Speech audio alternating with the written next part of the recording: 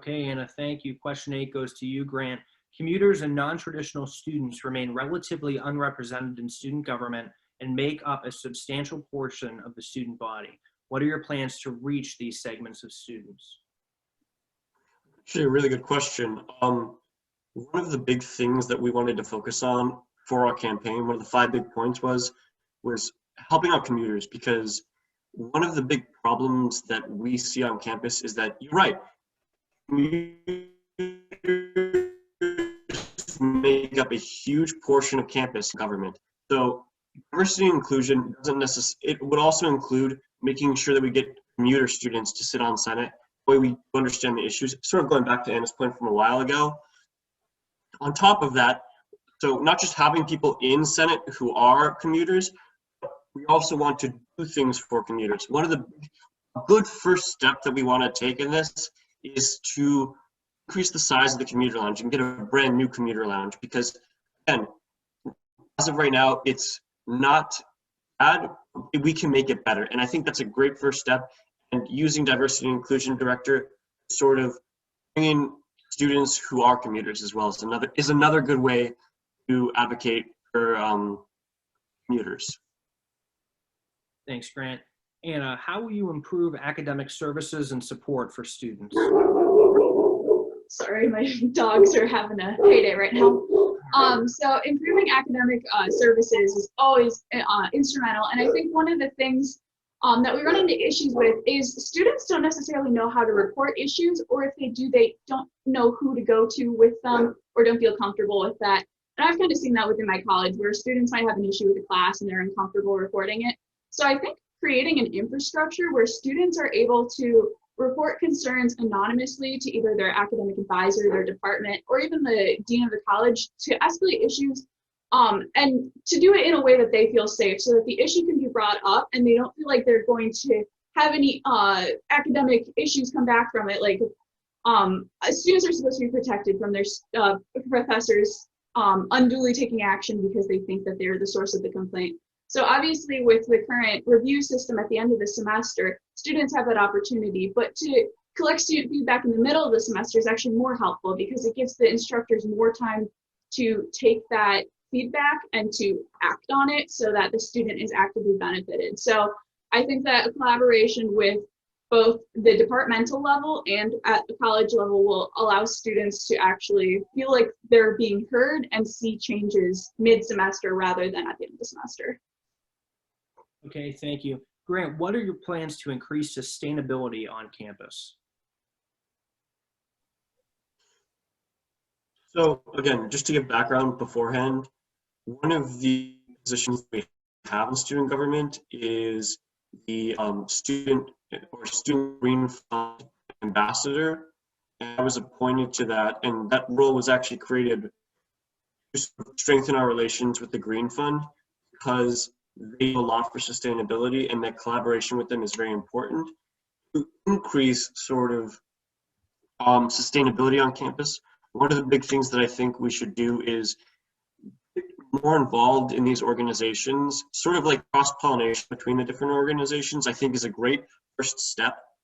Organizations like BOSEF, GUTS, and Green Tea are all really good organizations to sort of collaborate with, because they offer a lot of different sort of avenues for sustainability. Especially with the Green Fund, they do a lot of great projects like the solar field. I think one of the big things that we can do is that with the creative talent we have in student government, if we have people sitting in on those organizations, or have people from those organizations become senators, is a really good way to increase sustainability on campus. Because once you get those ideas going, you have sort of more momentum. Yeah, I think that's a great step. Just to add on to that a little bit, one of the other things we want to do is focus on small projects, because it's easy with sustainability to say, let's make this huge change, but then we kind of run out of steam because it takes a while to implement that kind of change. So while we do want to seek large changes, like I know student government's been working towards implementing a composting system, and that's been a multiple year-long project. We want to focus on other smaller projects, like adding in light sensors so that buildings can use less energy, and other small implementation things that we can get done in a matter of weeks rather than in a matter of years. Okay, thank you both. Sorry, can I respond to that real quick? Certainly, Grant, go ahead. As a member of the Student Green Fund, I have a list of projects that we want to begin working on next semester. And I should have mentioned this probably when I was talking earlier. One of the things that I really want to get done is to have student government help on those projects. Yeah, I think that, yeah, another way we can help with sustainability. Great. Well, thank you both. Anna, question 11 goes to you. Parking is and always has been a hot button issue to most. If not all students on campus, if not all students on campus have had an issue with parking. What are your tangible plans to improve parking? Absolutely. So one of the things that hopefully is the most tangible is to get our Student Judicial Council involved with the parking ticket appeals process. And by adding these students who have been involved with student government, so they've heard issues throughout the past, but also who are actively students on campus and have a little bit more perspective about what it feels like to have to deal with the parking system on a daily basis, we're hoping that we'll be able to get a little bit more student input and a little bit more empathy within the ticket appeal system, so that students' voices while they're trying to appeal their tickets are a little bit better heard. One of our little bit larger goals that we're hoping to be able to work with auxiliary services on is to propose a prorated parking ticket system or parking pass system. So essentially, some students only have classes on campus on Tuesdays and Thursdays or on Monday, Wednesday, Friday. So to be able to implement a system for the parking passes where you only have to pay a portion of the price because you're only going to be parking on Tuesdays and Thursdays would be an awesome thing for us to implement. And I think a lot of students would benefit from it. So that's something that we'd like to propose to auxiliary services and hopefully work towards implementing. But again, that is a big goal and it will take a lot of negotiation. So in the meantime, getting our student justices more involved is definitely much more implementable and will hopefully help make the ticket appeals process a little less painful for students. Okay, Anna, thank you very much. Grant, how can students with disabilities be represented, included in, or benefit from your proposals? So I want to take this time and give a shout out to Student Disability Services. I am a student with disabilities, and they have been unbelievably accommodating throughout my 3 years here at Toledo. So I just wanted to give them a bit of a shout out because they've been really, really good with any complaints I've had when it comes to academics, and they've been very accommodating. So prefacing that, I think a good way that we can deal with disability services is, dealing with disabilities on campus is to sort of take issues that I think other universities have implemented and to try to bring those, solutions that other universities have been able to implement and bringing those over to Toledo. So maybe having a sort of holistic approach by like having research and then figuring out what are the problems that people at Toledo are facing with disabilities and then trying to implement those solutions through talking, especially at institutions like GSU in Miami, I think is a good way to start off. Okay, Grant, thank you very much. Anna, Toledo has a remarkably low retention rate and graduation rate, particularly for students of color. How can the student government and your ticket address that and improve these rates? So there's a lot of different reasons that retention rates at Toledo are low. And I think part of it has to do with the students' ability to get connected to resources to support them in the classroom. So obviously if a student is struggling with classes and they have a low GPA, it's really challenging to feel motivated to continue learning because of the concerns of the cost versus the actual value at the end of the degree. So I think a very important thing is to be connecting students to services that can help them succeed in the classroom. So Toledo already has services such as the tutoring center that are designed to help students in areas that are like intro-level classes. But the problem is once you get out of those intro-level classes, they're not always covered at the counseling center. So my hope is that we can work with departments to get better peer mentoring and tutoring services for those more difficult classes so that students who've already taken classes or who are doing well in the classes can connect with students who are struggling and help them to succeed more. The other thing is to push student involvement because a student who's involved with campus ultimately feels more included on campus and has more passion for the experience.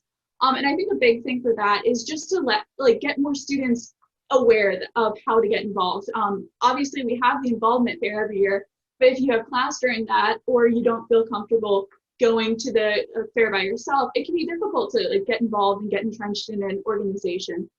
So I think providing more opportunities for organizations to show themselves off and to welcome members in is a great way to get students involved and excited about being on campus, which is something that we're hoping to accomplish by implementing that extended welcome week. Sort of piggybacking off of that, I think another good thing all of this will do is with the extended welcome week, working on sort of having a spirit week. This all sort of increases this sort of pride we have at Toledo. And the more prideful you are, the more likely you're willing to stick with it. I think that's also another really good way we can, that's sort of a holistic approach, is just increasing pride at the university and sort of changing the campus culture of the university. Okay, thank you both.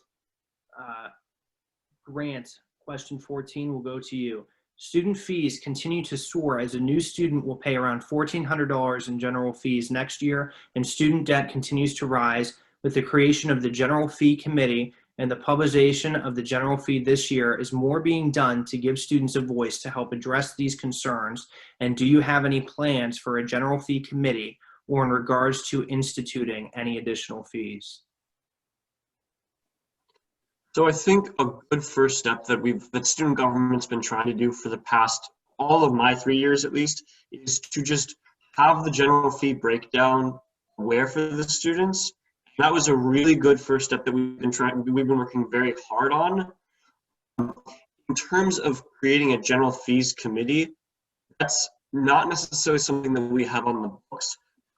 Say that we are going to prioritize the general fees, I think is not accurate. I think that when it comes to the general fees, and you can speak on this if you want to, one of the things that we want to talk about, the next step, so once we know what the fees are, next step is to really understand how the money is being spent. And I think because if they're raising our fees, it's for understandable reasons. Let's say engineering fees go up by like $30, but they are improving the computer labs in engineering. Well, that makes sense. They need that $30, and it might be very essentially needed. But I think understanding how that money is being spent is the next step for when it comes to general fees. And do you have anything else you want to add to that? I guess going off of that, I don't think a committee is necessarily